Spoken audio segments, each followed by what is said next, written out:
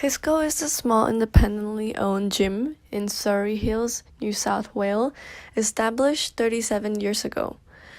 The gym offers a variety of services ranging from group fitness, personal training, HIIT special training, boxing, and general gym facilities.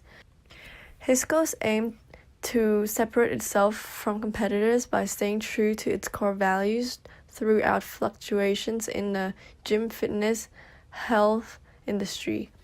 Hisco separates itself by aiming to steer away from being seen as the trendy gym and aims to provide a safe and supportive environment for its members to train, ultimately building long-term relationship with clients. The following analysis aims to delve into the strategy of Hisco's to understand how it performs relative to others in the industry and ultimately provide guidance on expansion and improvement of its strategy. This analysis will begin by outlining the internal environment through examination of resources, both tangible and intangible, capabilities, core competency, and its value chain. This will be followed by an external analysis focusing attention on the general industry and competitors' landscape. A strategic group map will be presented highlighting where Hisco sit in relation to key competitors and what it means for its competitive advantage. Hisco's business level strategy of embracing a differentiation strategy will then be examined to understand how the company sits within the industry and how it aims to grow and ultimately expand. Lastly, it will examine whether Hisco should expand internationally and conclude by examining two key recommendations for a company to increase its competitive advantage. It is crucial to understand and evaluate Hisco's internal environment in order to create value and gain competitive advantage. Furthermore, Hisco's must understand the importance of their resources in connection to their performance outcomes, as this is the core development of dynamic capabilities. We have identified tangible and intangible resources that Hisco's obtain. Intangible resources include lifelong customers, fun atmosphere, knowledge about health and wellness, brand reputation, management capabilities, and customer loyalty. Tangible resources include physical location, gym equipment, trainers, finances, and technology. Referring to Barney's resource-based view, Hisco's resources must meet the 4 criteria to be considered a core competency and thus compete against their rival. A core competencies are those capabilities that serve as a source for competitive advantage. Valuable capabilities. Hisco's utilize their resources to help leverage the fact that they are an accommodating gym. Unlike 24-hour gyms, Hisco's opt to help those who aren't fitness savvy and recognize the different levels of fitness to help customers reach their goals. Rare capabilities. Given that Hisco's is family-owned, they use this to exploit a more personal side of the business. They are proud of their long-term customers for over 20 years. Inimitable capabilities. The brand culture is very positive and motivating. The relationships with customers is strong, and the employees work hard to make sure they reach their fitness needs. They pride themselves with their motto, "Find a way to get you fit." This invites new customers whilst retaining existing ones. Non-substitutable. As Hisco's is a family-oriented gym, it cannot be substituted for an impersonal 24/7 gym with no trainers or fitness help. Hisco's sets a welcoming and friendly atmosphere for customers to work hard and reach their fitness goals. This culture cannot be substituted for a low-cost gym. Seeing as Hisco's capabilities meet the 4 criteria, it can be considered a core competency and thus a potential source for a sustainable competitive advantage. Another analytical tool in our internal analysis is the value chain analysis. This tool can be used to understand the parts of Hisco's operations that create value and those that do not. We have analysed the value chain activities to create customer value. Firstly, supply chain management. Hisco's must always maintain the machines that they are operating efficiently. They must keep track of depreciation and always innovate their technology and staff knowledge. This will ensure the final product, customer sign-ups and retention. Operations. Hisco's must develop class timetables every month to ensure customers are enjoying their experience at the gym. They must consider the layout of the physical gym to ensure that it is user-friendly and that there is enough space for everyone. Distribution. The customer database must be organised and efficient. This is to ensure customers are paying on time, their details are updated, and their fitness and health goals are noted. The customer database will help trainers create programs to benefit consumers. Marketing and sales. Hisco's must make sure that they are promoting their business to target new customers and develop existing clients. This is important for the survival of Hisco's, as they must retain new customers. They must always develop their staff to help with the overall value of the gym. They must determine pricing strategies to help leverage the brand awareness and enhance experience at Hisco's. Lastly, service. Hisco's service should be a main priority, as their business is service-oriented. Hisco's must always have training programs for employees to keep them updated with the standard of service that is expected.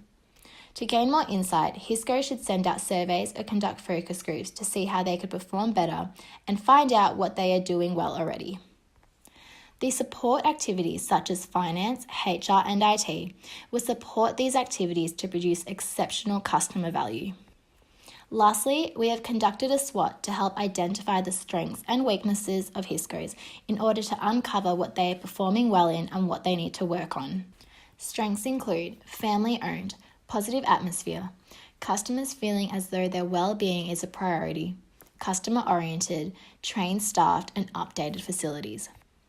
Weaknesses include low retention, high cost for customers, old-fashioned style of gym, and not being able to compete with 24/7 gyms. An external environment analysis is essential for a business to understand the industry competition. An external analysis has been completed for Hisco's. Further to the strengths and weaknesses explained earlier in the internal environment, opportunities and threats can be explained through the external environment to create the complete SWOT analysis. Opportunities arise when a business takes advantage of the industry and its conditions to recreate or adjust their strategies in attempt to increase their profit. Whereas threats occur when changes in the external conditions threaten profitability and the success of the business. Opportunities available for Hisco's include the growing number of health-conscious people within Australia.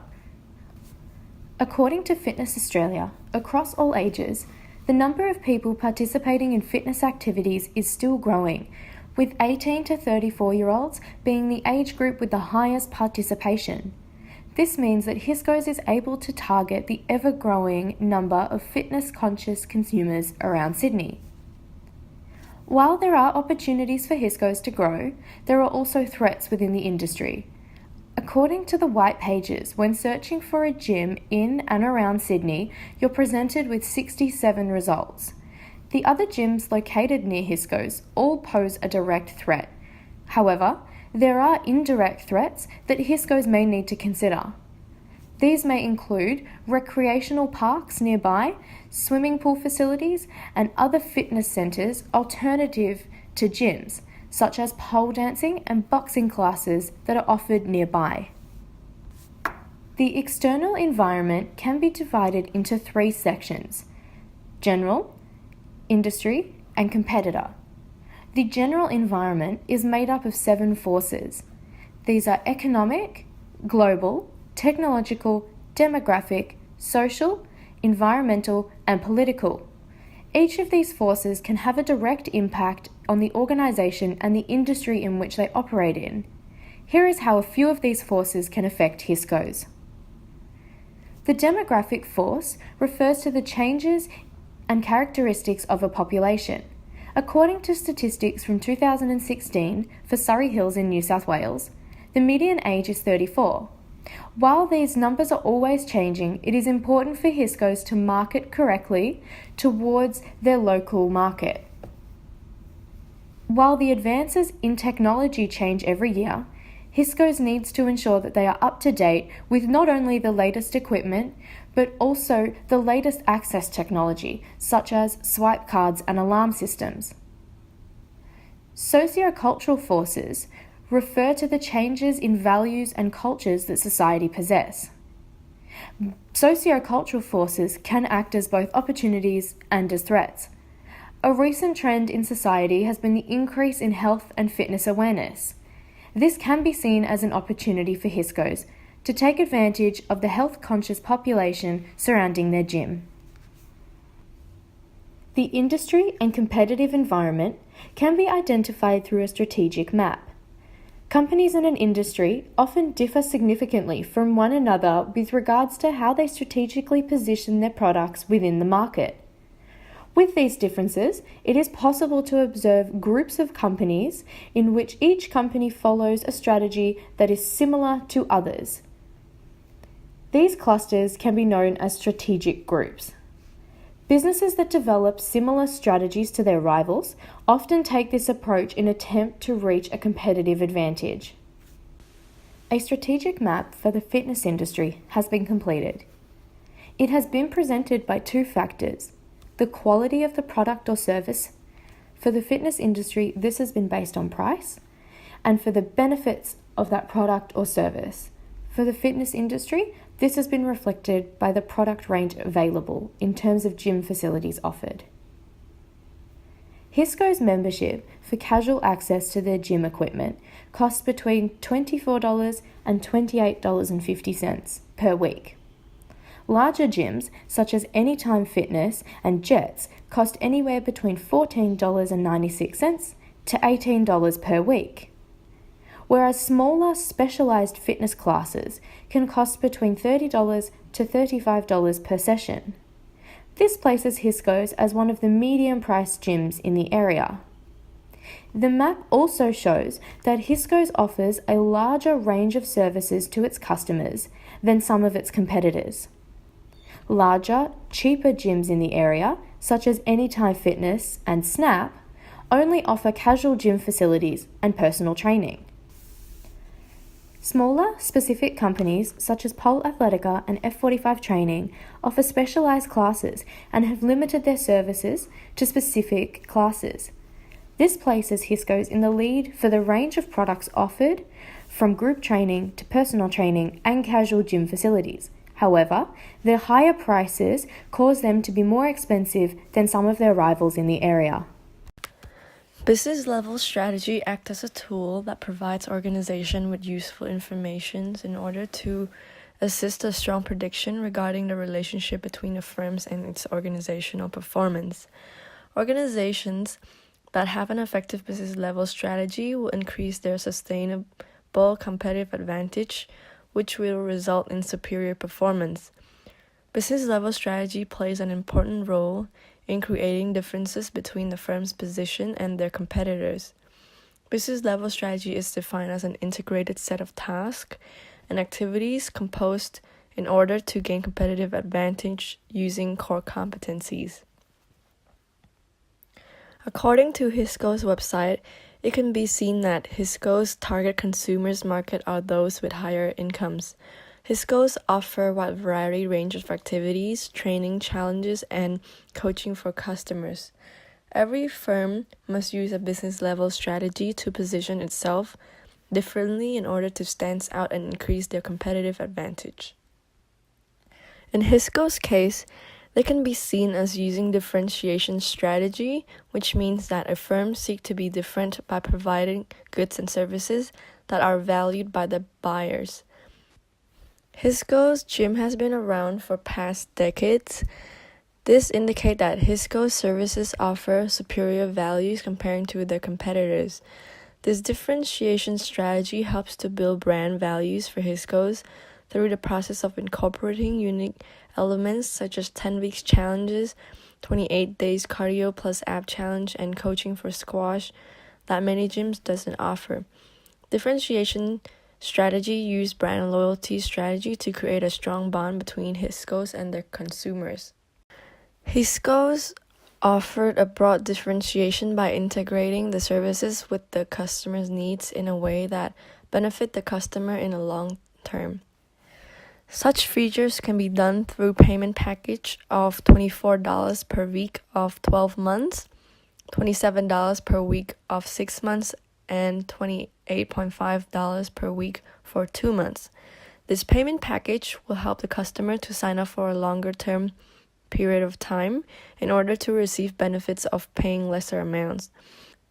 While offering premium price, Hisco provide their customers with the latest technology of fitness machine that will increase their customer satisfaction. Hisco's have a strong reputation and good relationship with their customers and care for their customer satisfaction. This leads to good customer image while signing up with Hisco's.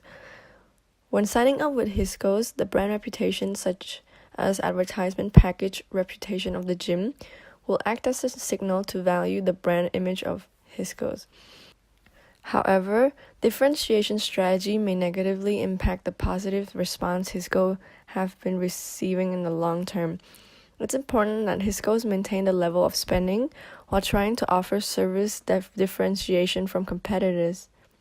While charging premium price, Hisco's should maintain the good environment and quality of the equipment and services provided to match with the price package.